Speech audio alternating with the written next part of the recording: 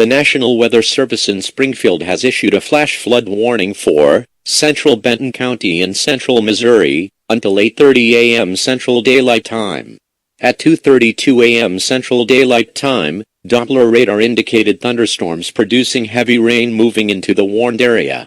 Up to 3 inches of rain has already fallen from previous heavy rain, with an additional round of thunderstorms and heavy rain moving into these same locations. Creeks, streams, and low water crossings will be especially susceptible to the dangers of flash flooding.